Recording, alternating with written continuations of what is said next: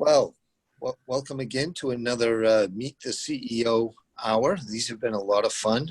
We're joined by a couple of past chairmen I see this morning. So just a little morning greetings to Jackie Collins, who was chair a few years ago. I saw Jim Dunphy. He was our chair last year. And Elena Kirkiles is joining us. Elena, you were chair when? Class of 2000. 2000. Okay. Before I came on board. So thank you all for joining us. Our guest this morning is Greg Acerra. Greg is president owner of Fireking Bakery, which is an amazing success story. It's amazing how many success stories we have in the food industry down on the South Shore. But Fireking is really a great story that a lot of people don't seem to know about. And I thought it would be worth hearing this story. And we were fortunate to be involved with Greg last year when he moved into a much larger facility right up the street in Braintree from where he was located. And I had a chance to tour it. Just an incredible operation and to hear what they're doing. So I'm going to turn it over to you, Greg. I don't think a lot of people know you. You're very generous in the area, but you keep a fairly low profile.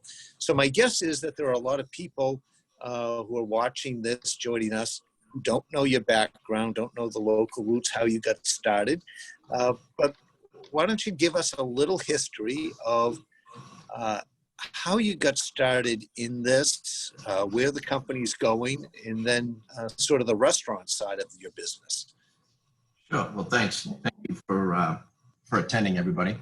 The bakery business has been an interesting journey for me. I actually went to culinary school at Johnson & Wales back in the early 80s and was in the restaurant business and purchased Stars with a couple of guys, Stars in Hingham Harbor, which was Pages at the time back in 1989. And we turned it into Stars. A couple of years later, we had the opportunity to develop Tosca down in Hingham. And it was a beautiful restaurant for anybody who's been there. You know what I'm talking about. But the big issue we had back then was there was really no great bread back then. It was before the whole bread revolution. So at the time, the gas station, the Quinn Bike Shop across the street, went for sale, and we bought the bike shop and turned it into what was called at the time Fireking Baking Company and Bistro. So we made a little bistro, and where the two-bay garage was, where back in the days when you'd go to the gas station to get your muffler and your brakes and your oil changed, that's where we put the bakery. So we had a little mixer, a little divider, and an oven to make bread for Oscar, Stars, and what at the time had become Fireking Baking Company. We also did pastries in there for Fireking, and that went well. And that was basically the whole idea behind the concept, was to make bread for the restaurants. And it was the beginning of that whole bread revolution that started out on the West Coast. It went really well. I hired this young kid from New York, and about 4 or 5 months into it, the president of Rebecca's Cafe in Boston, Bob Tyak, who's actually still there, called me up and asked if I would make bread for him. I think at the time he might have had 18 or 20 restaurants, cafes in Boston, and I wasn't smart enough to say no, so I said, okay, I'll do it. And I bought a little bread truck, and we made bread, and we drove around. Well, I ended up driving around in the middle of the night delivering the bread, and there were a lot of challenges that I didn't anticipate. I thought you'd just make the bread and deliver it, but I didn't know that you had to chase the money and deal with the truck breaking down and all the things that are associated with it. But as time went on, more and more people kept calling, hey, we like your bread, we like your bread, can we buy your bread? So I moved it at the time to the backside of Tosca, if anybody's familiar with the area. There used to be a dry cleaners. I think it was Dwyer's Cleaners. Moved back there one weekend and started baking some bread there. And it just kept evolving. More and more people just word of mouth called. So I moved it at the end of, might have been 98, 99, to a 10,000 square foot facility on Massey Drive in Weymouth. And I signed the lease there, and we were there for about 10 years, 11 years. And the business just grew organically, and more and more people called, and some food service people, Cisco, I started doing a little bit of business with them.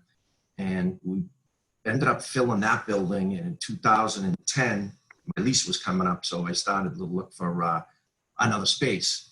And I was fortunate enough to find a 40,000 square foot facility on Campanelli Drive in Braintree. I moved in there, I purchased the building, did a build out, and it was quite a challenge. And at the time we first opened up, I remember sitting on the couch saying, I'll never do this again. I'll never do this again.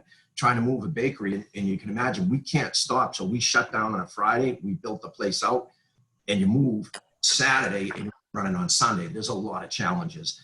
And we pulled it off, and I promised myself I'll never do it again. And 3 years later, I'm looking for a new facility. So I found the business kept growing and growing and growing. It was kind of a phenom. I've never had a salesperson, and now it started growing nationally. I do business with some national retailers, and the opportunity came up where a building, the old, if anybody's familiar with, the United Liquors warehouse at the end of Campanelli Drive, it's a 500,000 square foot building. And I took 200,000 square feet of it. And I was trying to ask myself, well, what do I do? Do I want to do this again? Do I want to do this again? And it got to the point where if you don't grow, and I had maximized the capacity of that 40,000 square foot building, and it's really true in this business, if you don't grow, you kind of die, because you'll get ankle bit to death by people stealing a little bit here, stealing a little bit there. The distributors, the manufacturers will understand, and the brokers, that you can't grow, you can't take on any new business. They'll kind of ignore you. And I kind of looked around at my staff, and I had some younger staff, and I had some great staff who've been with me for a long time. And I decided I really owed them a future to grow. So I said, okay, I'll do it one more time. And I put the deal together for this building here, designed it, and then it took about maybe 7 or 8 months to build it out, and we moved in August. So now we're in this 5-acre, 200,000 square foot facility that is just really, really a beautiful, beautiful facility. And we don't do a lot of retail under the Fireking label. A lot of it's private label. And I do a lot of food service nationwide.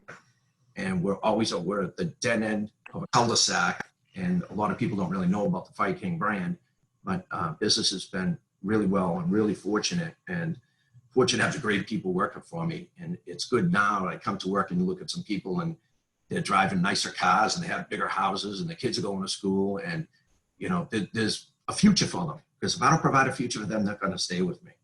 And that's kind of how I got to where I am today. How's the technology changed bread making? You've got a lot of machinery there, but you got a lot of people as well. It's interesting. The biggest investment into the bakery is the equipment. And there's different levels of equipment you can buy. When I first started out, I was a scrapper. You go into auction, you're buying used stuff, you're tinkering with it, trying to get it to work. You can't afford new equipment. And then when you do need to get new equipment, you're going through, you don't have good financials because you're starting out. So you go with leasing companies who throw in 14, 15% rates at you. I remember dealing with the people at GE Capital, and I promised myself someday I'm never going to borrow from these people ever again. And I outlived them, actually. I think in 08 or 09, they collapsed, or they sold out. So that's a good story there. Fireking outlived GE Capital. So I made it, as we got to a certain point, I had decided that I'm only going to buy new equipment, and I'm only going to buy the best equipment. So you go to a lot of the shows. They have them in Las Vegas every 3 years. They have them in Munich every 3 years. And you go to these shows and you look at the equipment and you talk to the people in the industry. And a lot of people say the thing, if you buy the best, you'll get the best results. And that's true with my business here, where there's a company in Austria called Koenig. They are like the Rolls Royce of bakery equipment manufacturing. And we can run, I had actually, I guess I can say their name, BJ's called me during maybe about a month ago, 4 or 5 weeks ago. And a manufacturer who made Portuguese rolls for them had closed. I guess they had some COVID in the plant. So I had bought this machine in Vegas. I hadn't really used it yet. We just got it set up, and they said, we need 76,000 Portuguese rolls a day. So I said, okay, that's it. So we started in the Portuguese rolls. In this machine, you can start it at 7 o'clock in the morning till 4 or 5 o'clock at night. And if it's 90 grams at 7 o'clock in the morning, that roll is 90 grams at 5 o'clock at night. It is an amazingly efficient, accurate, consistent, beautiful machine that you never have to worry about weight ranges. And if you can go to a less expensive machine that they'll throw different weights at you. And then you end up with weight issues at the retail level. You know, it says 16 ounce on the bag and it's only 14 ounce or it's 21 ounces.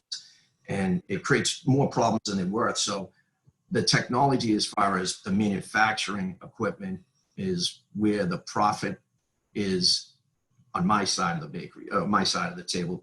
You need the best equipment. It's expensive. But when I finally got to that threshold where I could start to afford it, and then I got banks to lend to me, so there were better rates. Like, you know, you could get regular borrowing rates and not have to do with the leasing companies. It really turned the corner for the bakery. And actually, for the Koenig, interesting enough, we are now the North, Central, and South America testing and showcase facility for Koenig worldwide. So they bring in people from North, Central, and South America to my facility, and they show them and test all the products in my facility. So we've got the most up-to-date, beautiful, clean equipment in the industry. How about the workforce? Has the workforce grown at the same pace as the business, or does technology and the mixers replace a lot of that? I mean, you've got an army of people out there. Yeah, it's grown. It started with me, and now we're at about 250 people. It's a lot of the type of bakery we are. There's different types of bakery. What I call in the industry a 1-2-3 bakery, where you mix the dough, put it in a machine, it'll mold it, then you put it into a proof box that makes it grow, then you put it in the oven, you cool it. The process we have is we mix it, we run it through the machines, and we take it off the machines, we put it on a rack, and we put it in a refrigerator.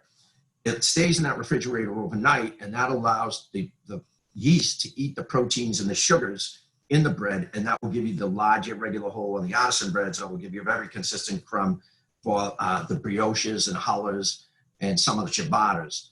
It's very labor intensive, because you've got to imagine you're taking off pans off of every machine that might only have 12 hamburger rolls on it. And in any week we could sell 500,000 hamburger rolls. And that's just the 4-inch. We also sell 4.5, 5, 3.5, 3, slider rolls, Kaiser rolls, Portuguese rolls. There's a lot of labor, and you put them on racks, put them in the cooler. Then you got to take them out the next day, put them in the proof box, which is a box that runs around 95 degrees at 90 to 100% humidity. And then it'll reactivate the yeast, get it to grow. It rounds up nice. Then we go into a process that's called pre-bake prep, where if it's cut, the bread has cuts on it, you have the razors, you cut them, or you flour it, or you put the pressed vegetables or onions, whatever's on it, and into the baking room. And then depending if it's going into the deck oven or the rack oven, you put it in the appropriate locations. But that's a lot of labor. It's a lot of labor. And you can see it now. There's a loaf of bread. There's one loaf here I see at the supermarket. If you folks are familiar with this, they're getting $8 for this loaf of bread.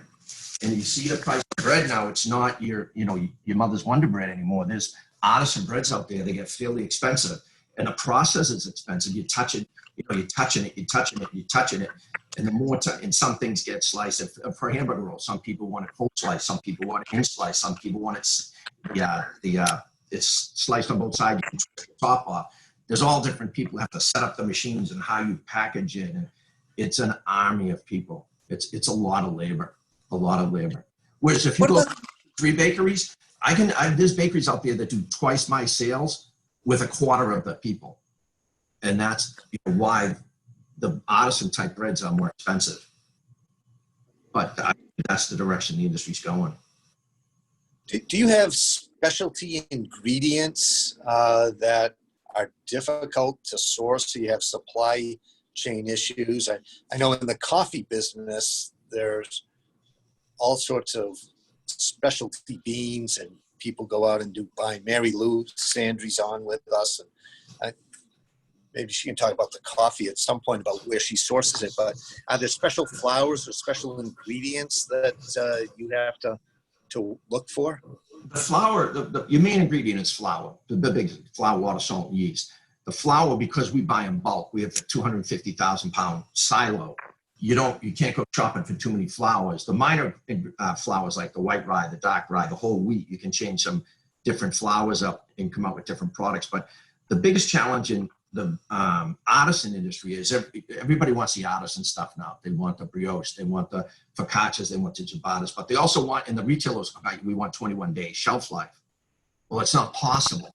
and we try to go chemical free. So we use natural preservatives, which are basically enzymes, natural enzymes. And you can't get 14, 21 days with these natural enzymes. You need to go, if you look on the bread, some people see it's called SSL or icysteine, calcium propionate. They're real chemicals. They're not natural. And those will give you, sometimes they'll give you 30 days. So there's this dynamic in the industry where the people want the artisan breads, the customers want it on the retail level, but the store wants 21 days because they don't want to throw it out because they're paying a lot of money for it now.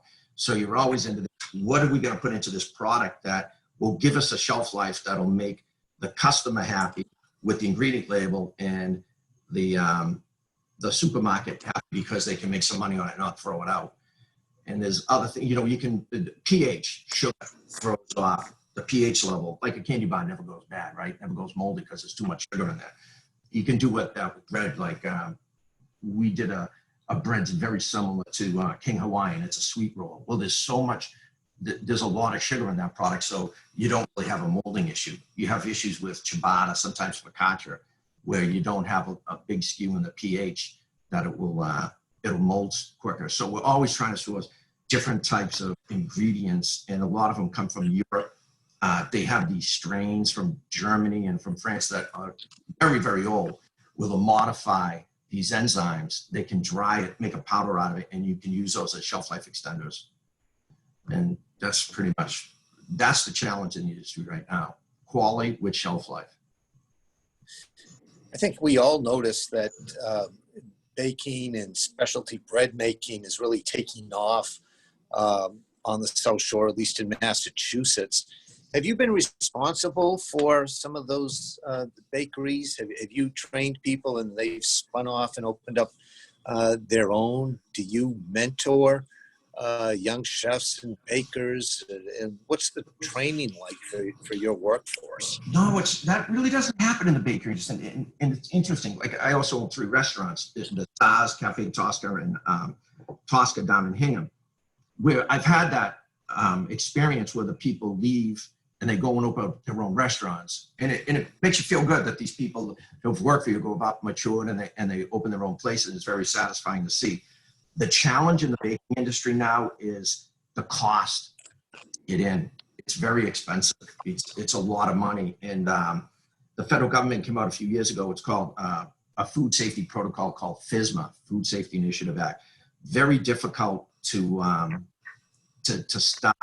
I would never, put it this way, 95 when I started the bakery, I would never be where I am today if there was FSMA, because the threshold to get in is so high. There's like all our product has to go through metal detection. Everything, every piece of bread, every roll that we have, the millions and millions and millions, I think we have 8 metal detectors out there. So if there's a screw or a nut or a piece of metal shaving in front of the equipment, the bread gets rejected. Well, if you're going to sell food to a wholesale, you have to have a metal detector.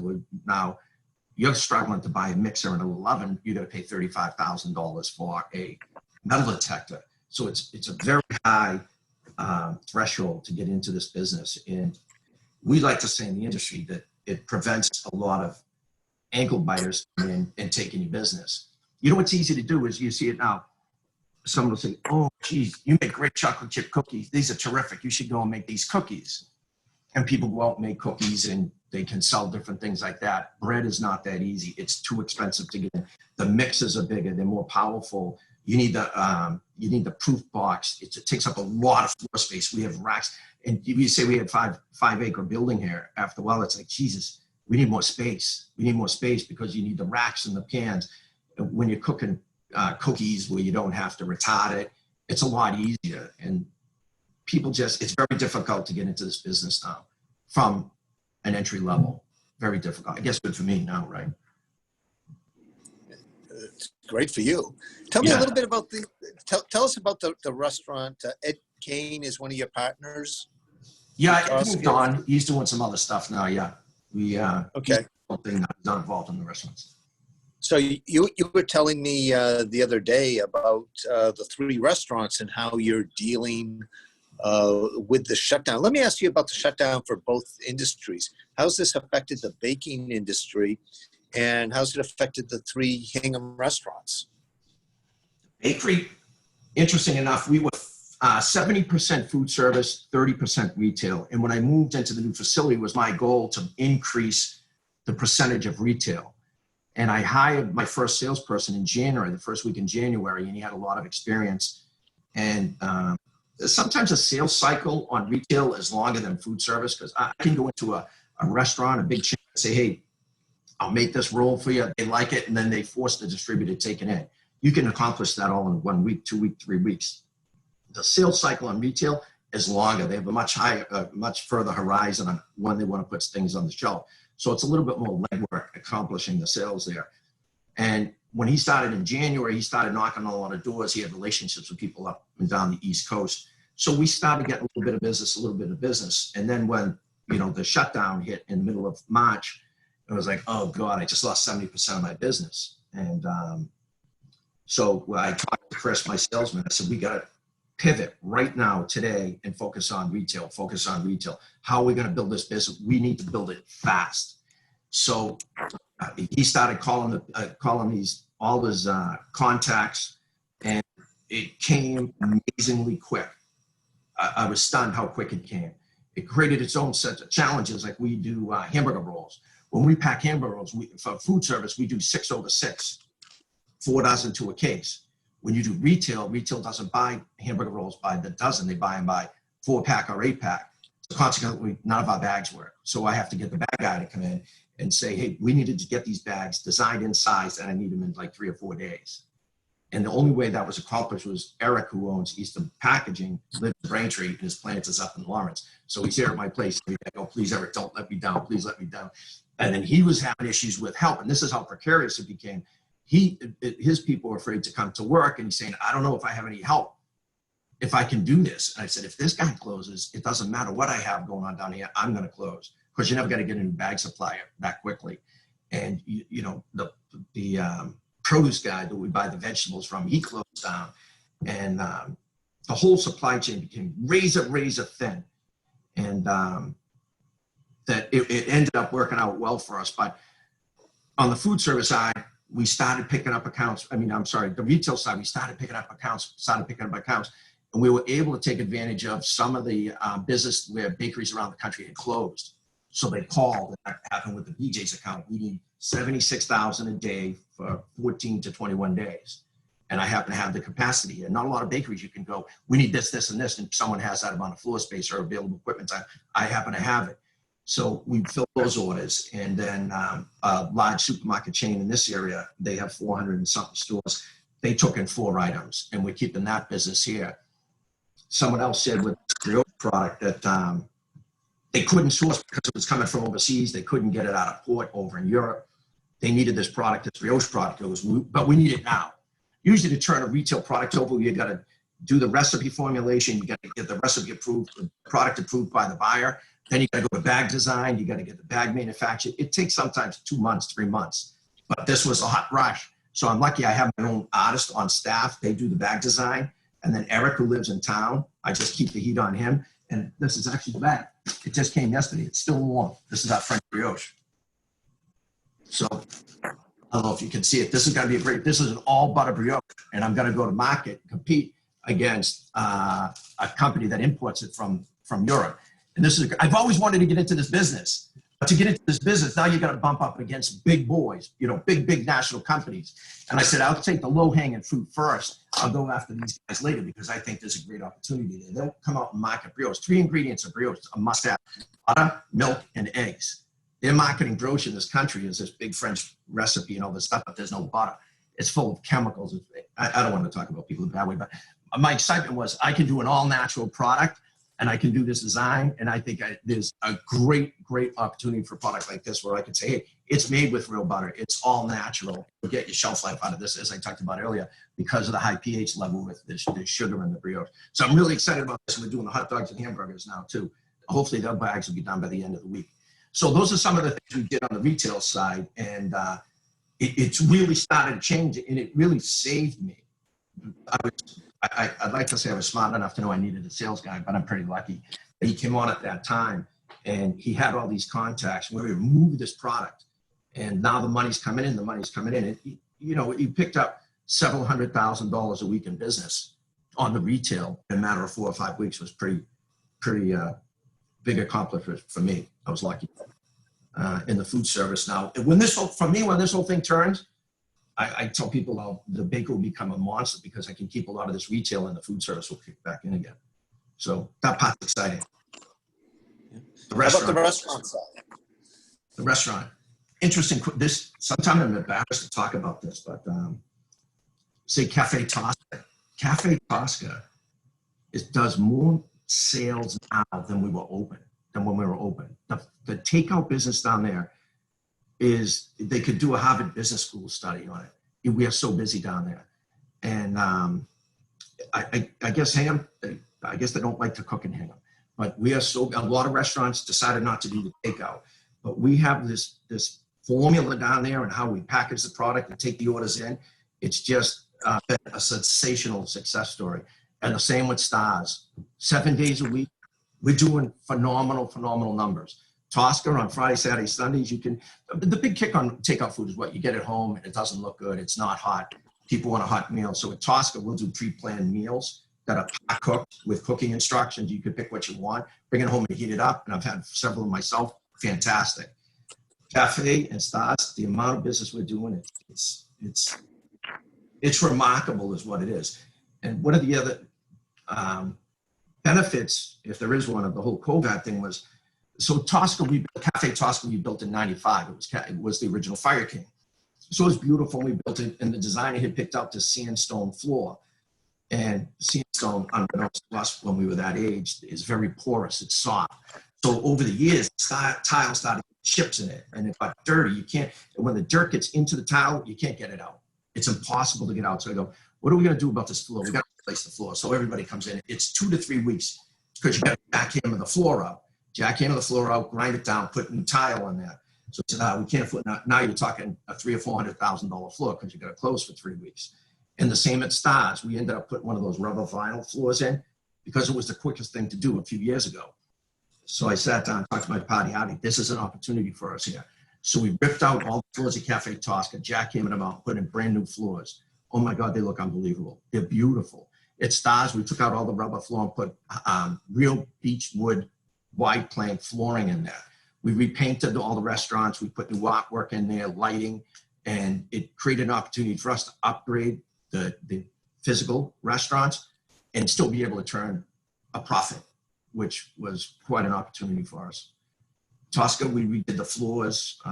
We still need to do a little bit more work over there, but with the tradesmen we have, I'm all over them. Let's go, because we never know when this is going to open back up again. And I don't want to get caught being a week out before I finish after the restaurants are allowed to open. So it's been pretty exciting for me down there that we got this new look and we were able to do it without sacrificing revenue. And you're getting into another food product. You're getting into ice cream. Oh yeah. Snack bar. Tell us about that.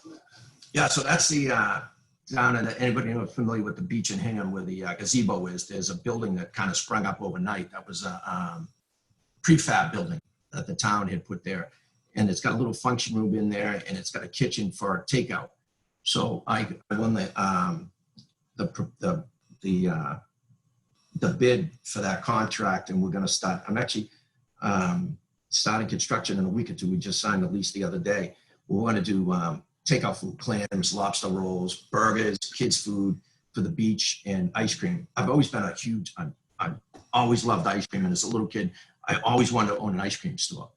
And I'm not sure I need the headaches, but I like ice cream that much. I'll take the headache. And hopefully I'm not sitting in the park and shaking my head, asking myself, why did I do this by the time it's done? But I think it's a great opportunity. Think about that beach, right? You get like 200 cars, parking spaces there, free parking spaces on the beach, sit by the gazebo, sit down, have a lobster roll or an ice cream sundae or something like that. I think it's a phenomenal spot. I'm really excited about it. Hopefully we can get that open in March. It's some of the trades guys are saying they're having trouble getting their guys to come back to work, and we'll see how it goes. But I was hoping to be open sooner, but the whole COVID thing slowed everything down. But that's going to be exciting. So you walk around a bakery all day. You've got 3 restaurants at night. You're opening up an ice cream. Why aren't you 400 pounds? What are you doing for recreation? Until I built out the 200,000 square feet. It was, oh my God, there's a lot of walking in this place. But Emerson has, you know, those things on your phone that tells you how far you walk. He's at like 14 to 15 miles a day. I go, I don't know, we're probably not being very efficient here, but it's good exercise for us, right? I know the And rest. is that how you stay pretty healthy, or what do you do for fun? What are the hobbies? I like boating. Okay. That's fun. But you know what? Honestly, I enjoy work. I like my work. I come here 7 days a week. I built a nice office for myself. I have great people work for me. I don't know how many, 400 or 500 employees we have. A lot of them. All my managers at restaurants have been with me over 20 years. My baker here has been with me for 22 years. The chef at Stars has been with me for 30 years. Kevin has been with me for years. Jose at Tosca, Jose at Cafe is probably with me 15 plus years.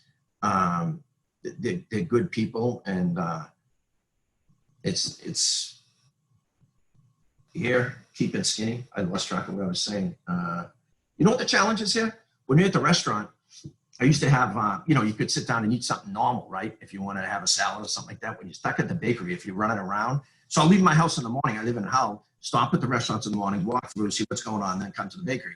If I don't bring any food with me, now you're stuck at the bakery for 8 or 12 hours and you have no food. And you're too busy. It's not like you can get up and run down the street because that time is never afforded to you. So you end up eating bread and butter, right, all day. So there's this little guy who comes around. He comes here every Monday and he makes these little healthy meals in these containers.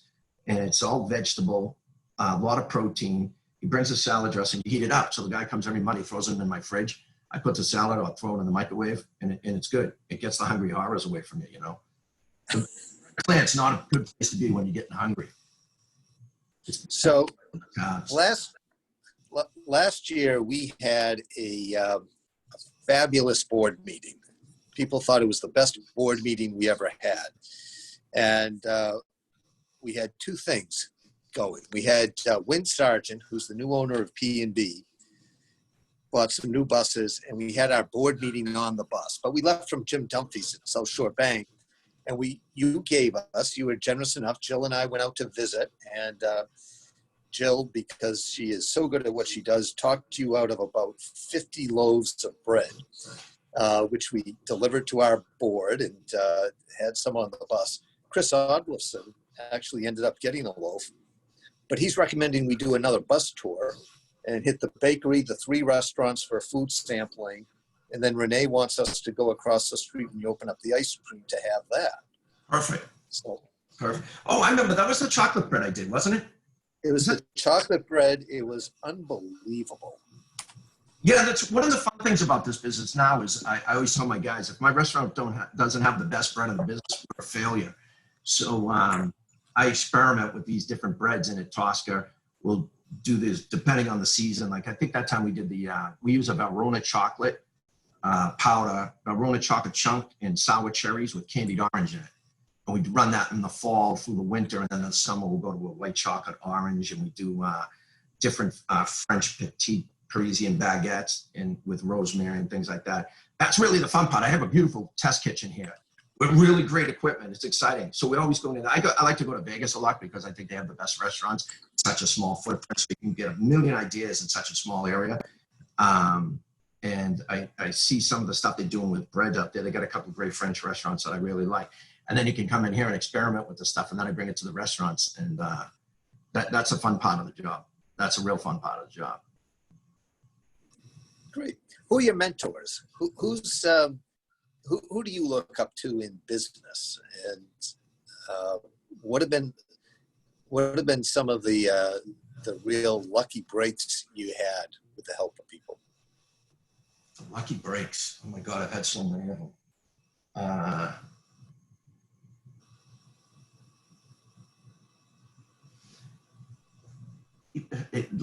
tell you what, even just getting into the space I'm in now, it was just before the hot rush on the real estate market for these commercial buildings.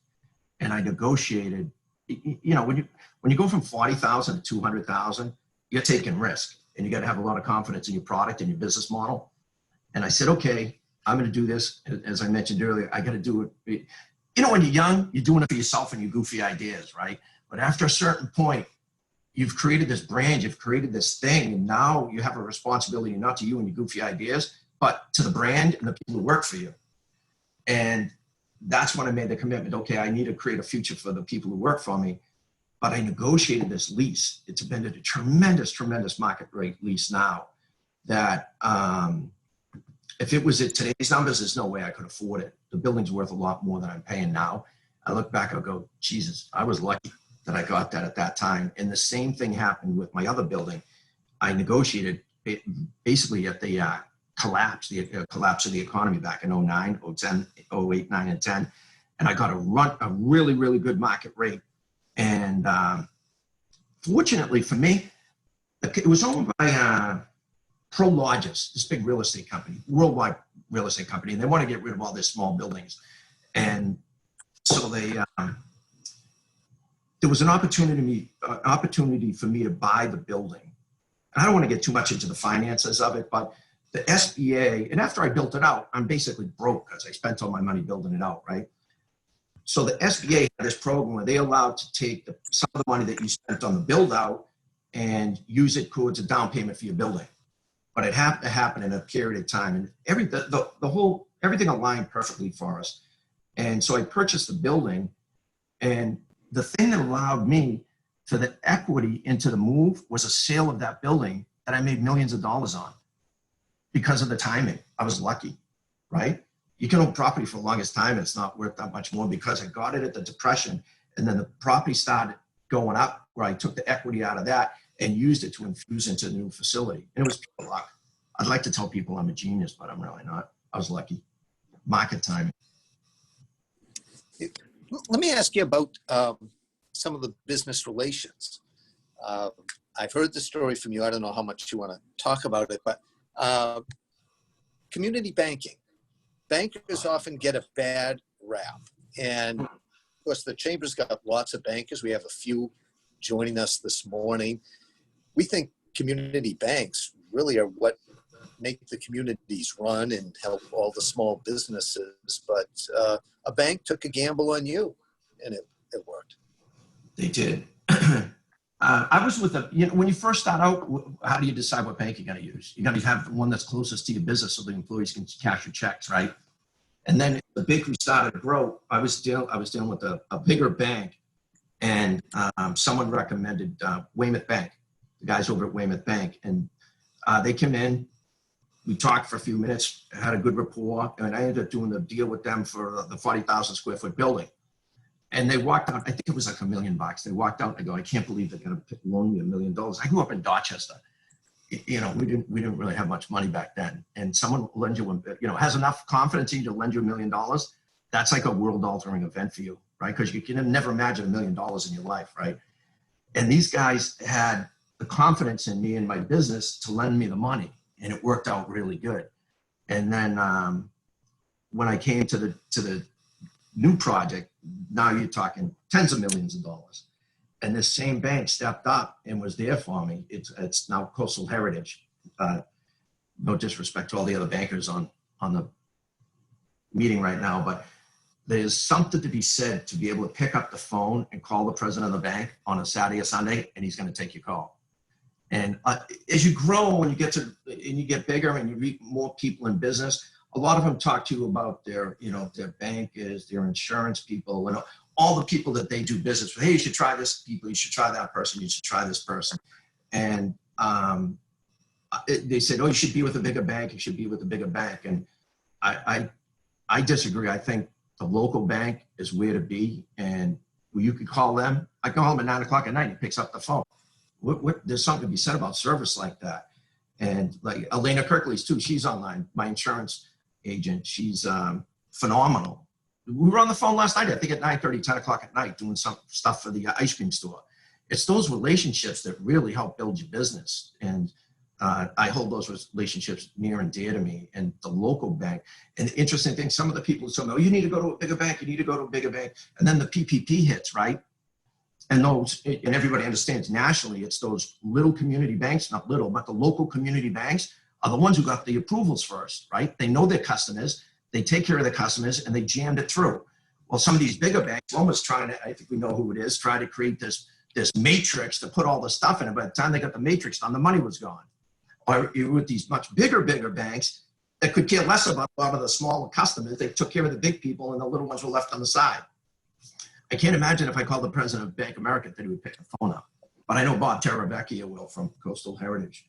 And they took it. And not, even today, I sit back, I said, I can, if Bob's listening, I apologize that they lend me this kind of money, that they have confidence in me, because Bob was, but I make the payments and it's worked out pretty well. But the community bank, especially during this whole PPP and all these other things that's going on now, it's priceless, the relationship.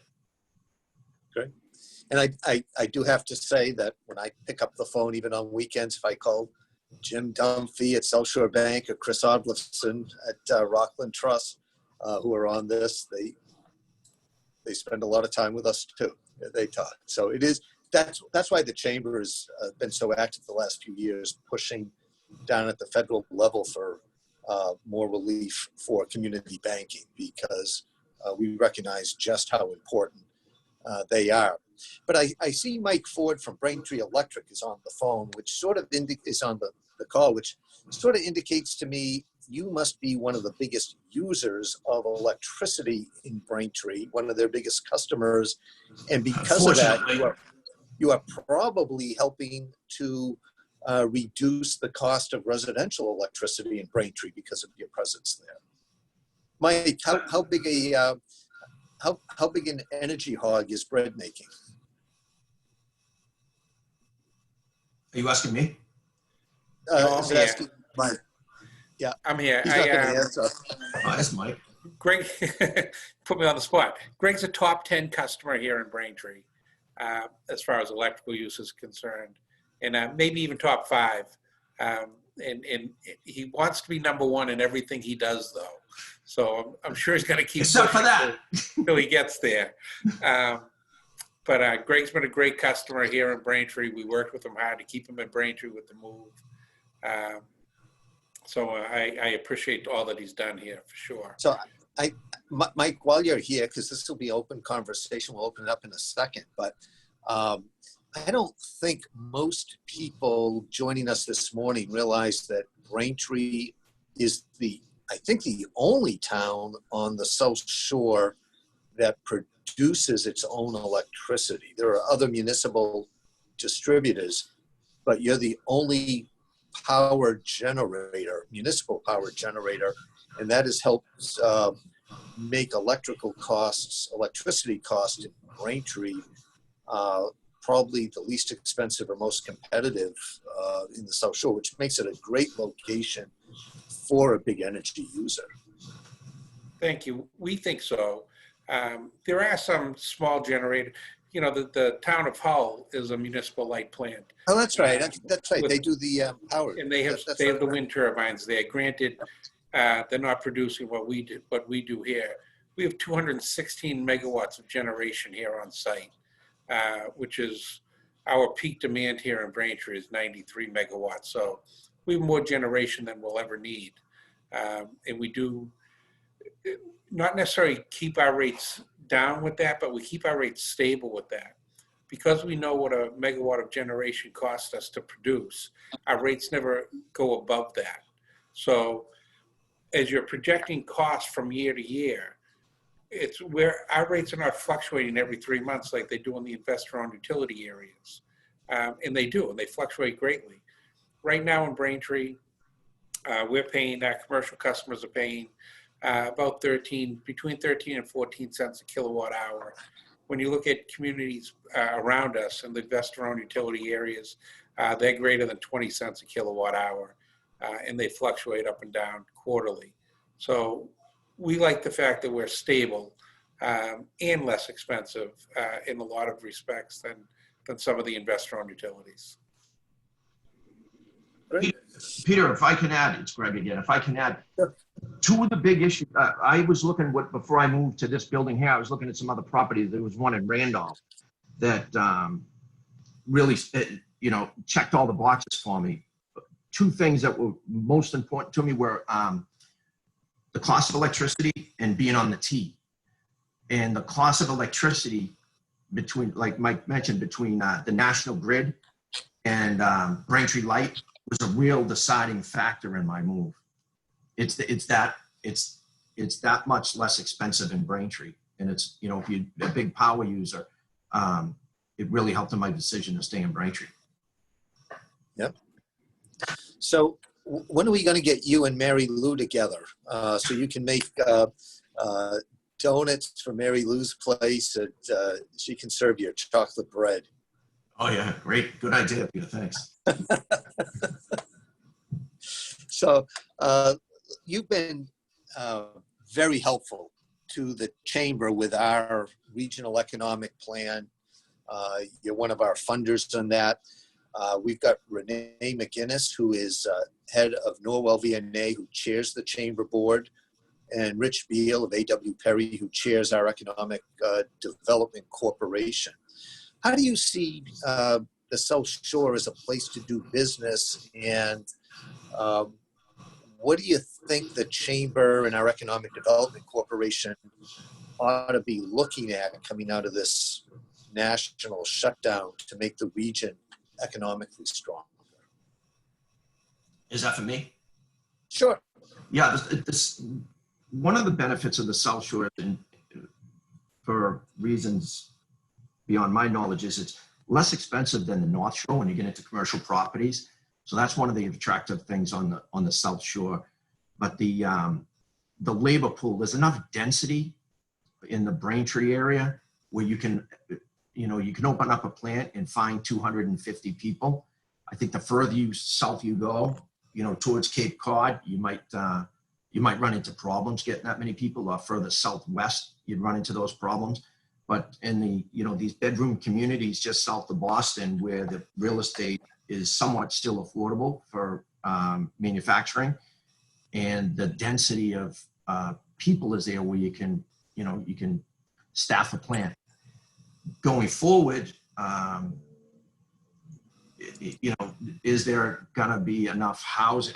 Housing is the issue. That's in this industry here. They're not on the high pay scale, and you see now the cost of living in these areas. The rents are going through it's amazing how much people pay for rent nowadays.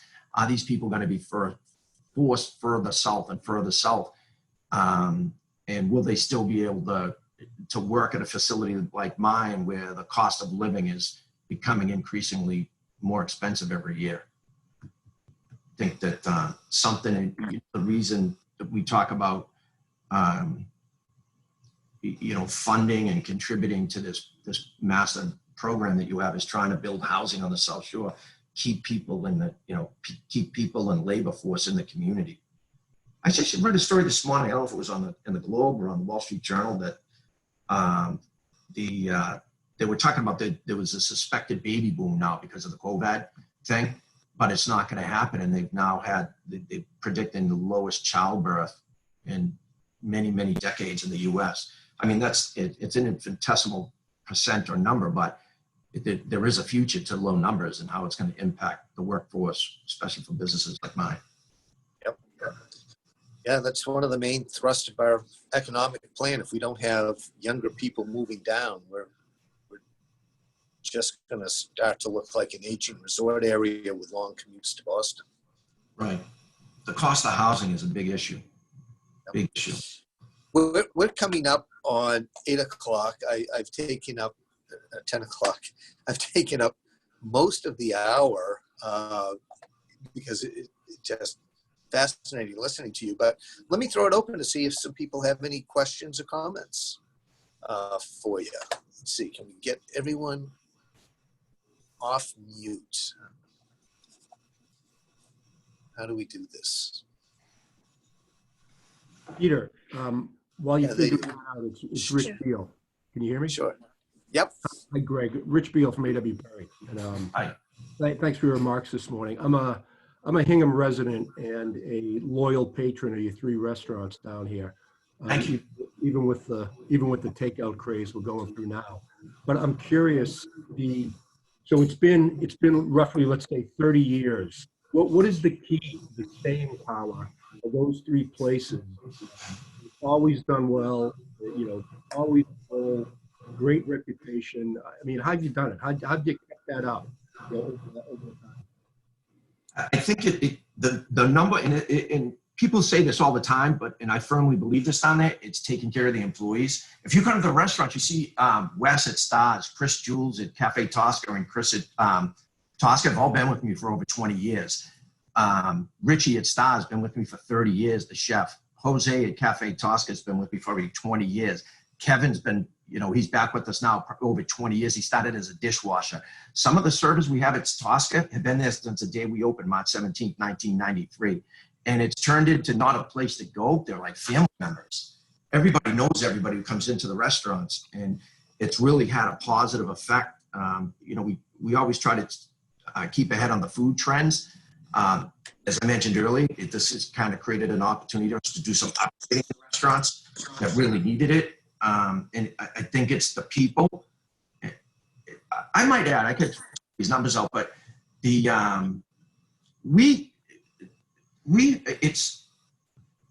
a real testimony to the people who work for me that we've had some people come in with the takeout with gratuity. So what happened when we first started the restaurants, you used to, you do a lot of cash. Well, that's all gone now. Everybody pays with credit card. So we'd have to go to the bank every couple of days, take out, $4,000, $5,000, $6,000, put it in the safe, because at the end of the day, you have to pay the servers cash for their tips, because now you're negative cash every day. So what happened when the COVID started, we've had some people come in and give $2,500 tips, $1,000 tips, more money. It was an embarrassment of wealth they've given us. And they did a GoFundMe page, and we've got over 6 figures in money coming in from the community to help pay the gratuity people and people who work for us.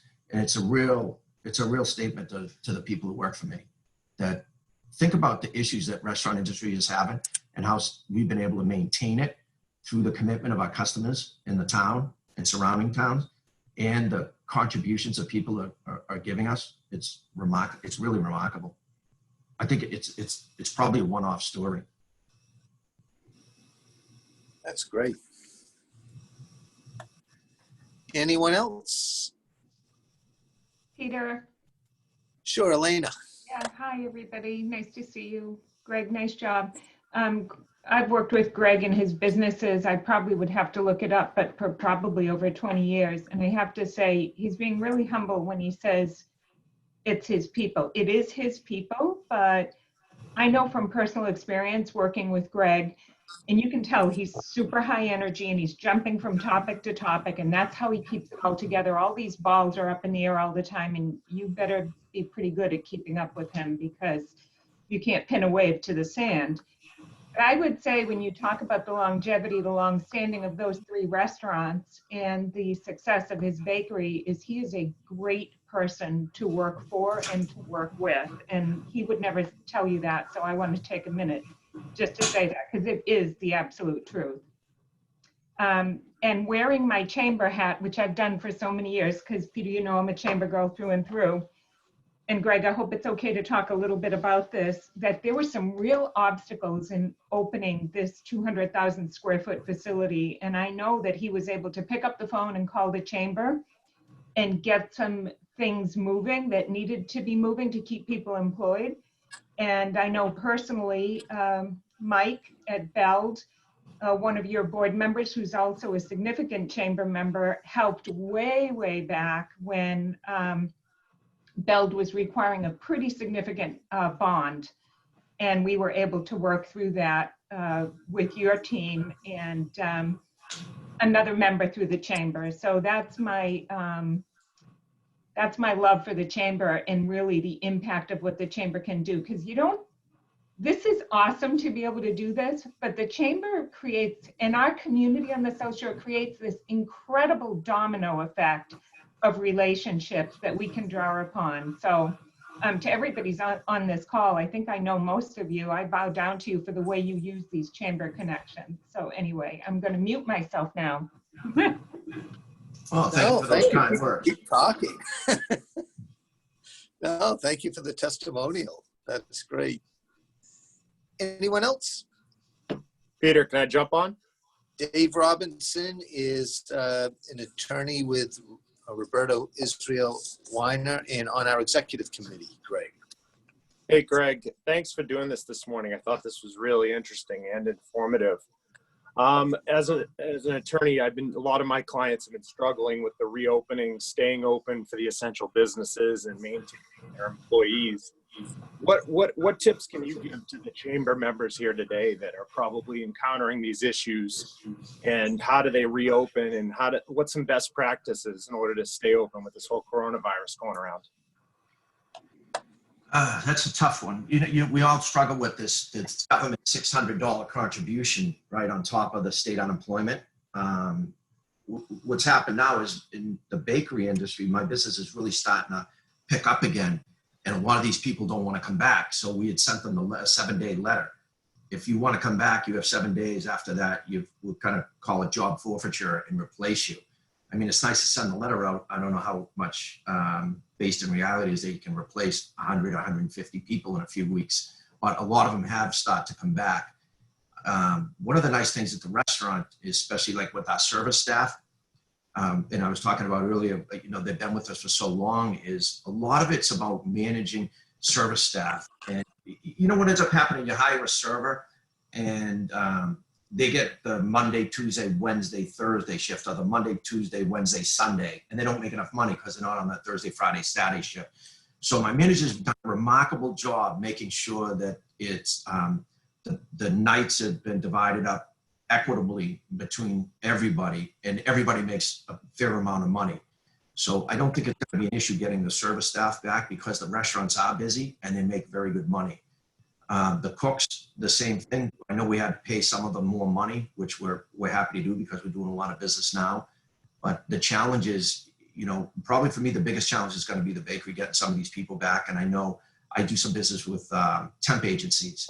And I've been calling them up, and they're like, we can't get these people back. And one of them has 4,500 employees, the temp agency, and they can't fill the orders. So it is going to be a challenge. I know in the new PPP, as it was called, HR House Resolution 866, or 6886 or 6886, that they want to go, the House wanted to go from 8 to 24 weeks on the PPP.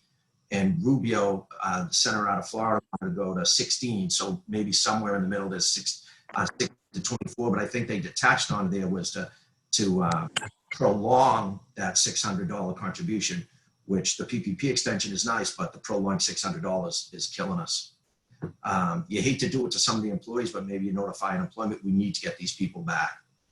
And some of them make more money on the unemployment, so it's an emotional, it's an emotional issue. How do you get these people back? But if you want your job, otherwise, I consider it job abandonment, and I'm going to bring some other people in. And we're interviewing. We constantly interview anyway, because we're always in need of people.